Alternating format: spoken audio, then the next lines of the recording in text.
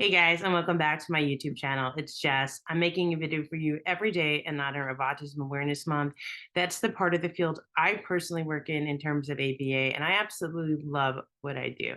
So I want to make sure you get to do what you love, and this silly exam is not in your way. So I've been making videos. The idea is going through different topics and how to differentiate between different topics in questions if you get them on your exam. So today's video, I'm going to show you what it's going to look like if someone's using the different differential reinforcement procedures. So we're going to go over DRA, DRH, DRL, DRI, DRO, DRC. Some of you are like, wait a second, what's DRC? I haven't even heard of that one. I think she's making things up. You'll know by the time you finish watching this video. So let's get started.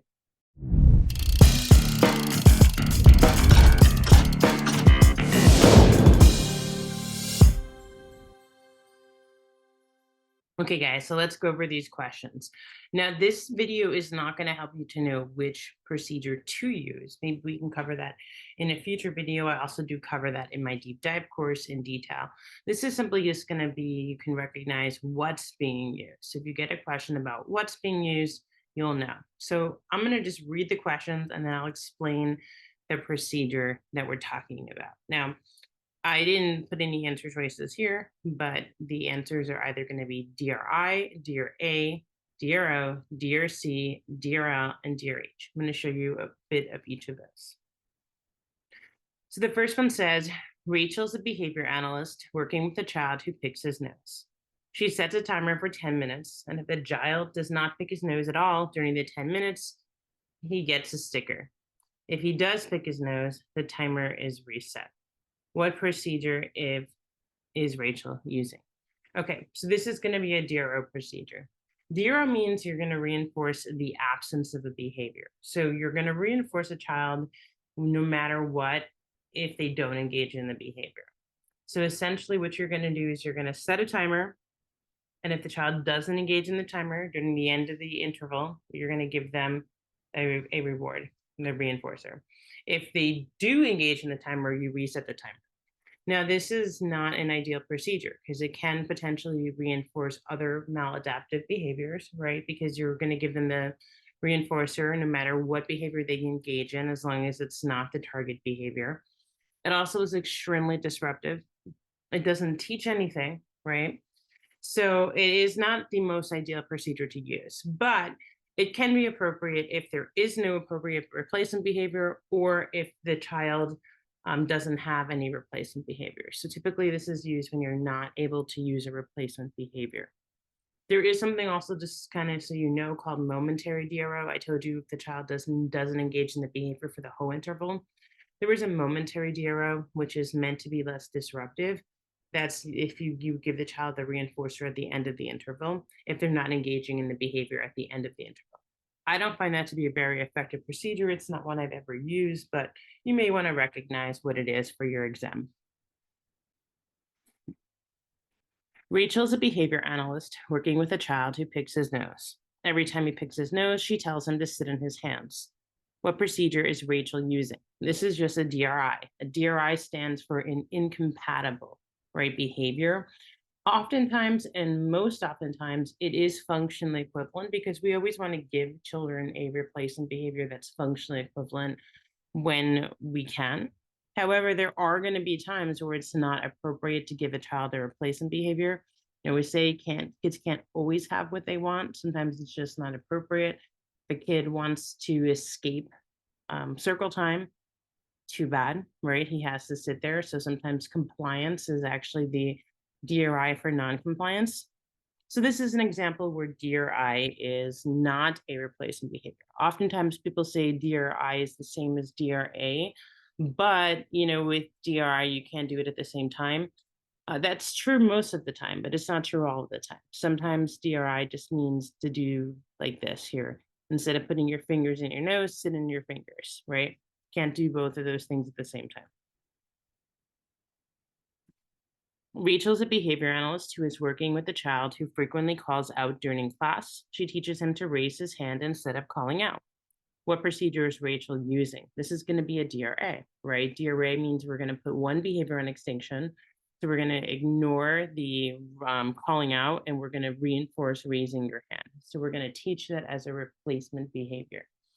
So a DRA is always going to have the same function, the behavior you're teaching, as the behavior you're getting rid of or putting on extinction.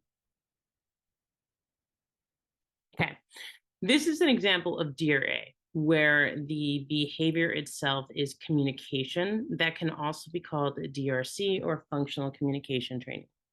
So let me read this for you.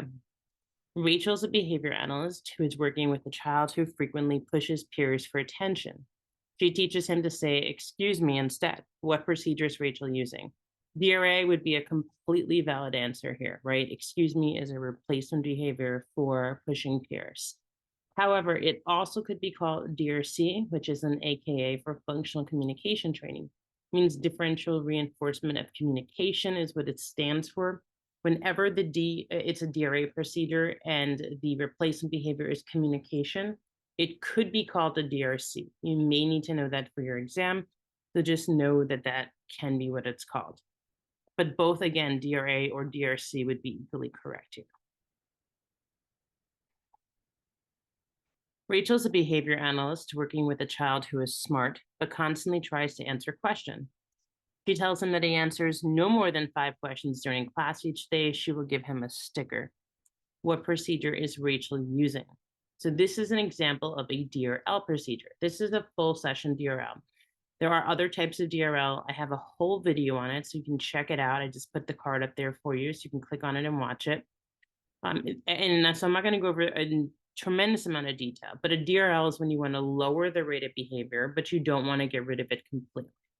This is an example of a full session DRL, just saying, hey, if you do this less than X number of times, I'll give you a reward. Again, there is an interval DRL and there is a space responding DRL. I do go over that at length in this other video. Okay, this question says, Rachel's a behavior analyst working with a child who is smart but shy and rarely answers questions in class. She tells him that if he answers 5 questions during class each day, she will give him a sticker. What procedure is Rachel using? This is when we want to increase the behavior. A lot of times we think about using behavior change procedures just to decrease behavior, but oftentimes we want to increase the behavior. So this is something that Rachel can do, but she's not doing it. So we're going to use DRH, differential reinforcement of higher rates of behavior, in order to increase that behavior. Now, if you want to know about DRH, watch the DRL video. Everything in terms of the types of DRH will apply as if you watch that video. I don't have a specific video on DRH, but watch the DRL video and just substitute increasing the rate instead of decreasing the rate, and you should be able to get whatever you need to know from that video. All right, guys. Well, I hope this video was super helpful in helping you figure out the different types of DRH procedures, what they look like in examples and scenarios. So if you see it in your exam, now you know it. I would love to work with you. I definitely have some room right now in my group coaching. It is nearly full. I am going to cap it at some point because I want to make sure everyone there can get their question answered, but there is still some room for you if you're watching this, at least when it's posted. So if you want to work with me directly, I would love that. Check out my website, hopeeducationservices.com, and I look forward to seeing you guys both working with you at my events, in my coaching group, in my courses, and on tomorrow's video.